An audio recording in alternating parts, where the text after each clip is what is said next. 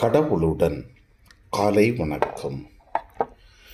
புனித லூக்கா எழுதிய நற்செய்தி 16ஆம் அதிகாரம் 9 முதல் 15 வரை உள்ள இறை வார்த்தைகள்.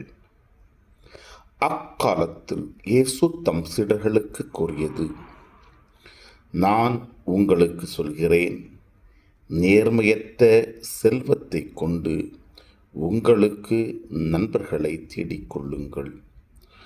அது தீரும் பொழுது அவர்கள் உங்களை நிலையான உறைவிடங்களில் ஏற்றுக்கொள்வார்கள்.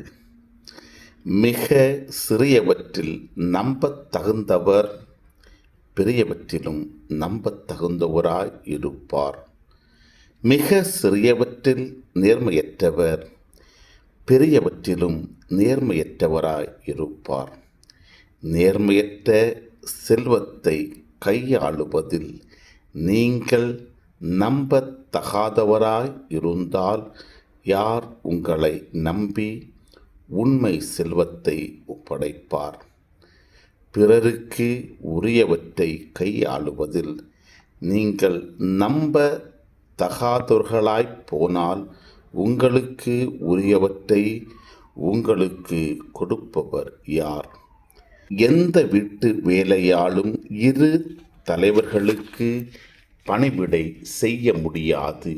எனில் ஒருவரை வெறுத்து மற்றவரிடம் அவர் அன்பு கொள்வார், அல்லது ஒருவரை சார்ந்து கொண்டு மற்றவரை புறக்கணிப்பார்.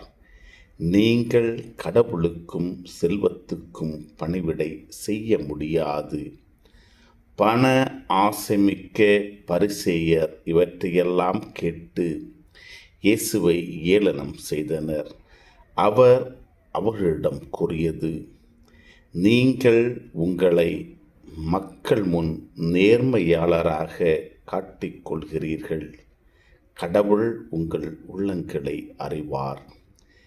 நீங்கள் உங்களை மக்கள் முன் உயர்ந்தவர்களாக காட்டிக்கொள்வது கடவுள் பார்வையில் அருவருப்பாகும். கிறிஸ்துவின் நற்செய்தி. இந்த நாள் இனிய நாளாக அமைய வாழ்த்துக்கள். பல பல பல புதுமைகள், பெருமைகள், இனிமைகள் இறங்கிய நல்ல நாள், ஒரு நல்ல நாள், நம் தேவன் தந்த நாள். இது நல்ல நாள், ஒரு நல்ல நாள், நம் தேவன் தந்த நாள்.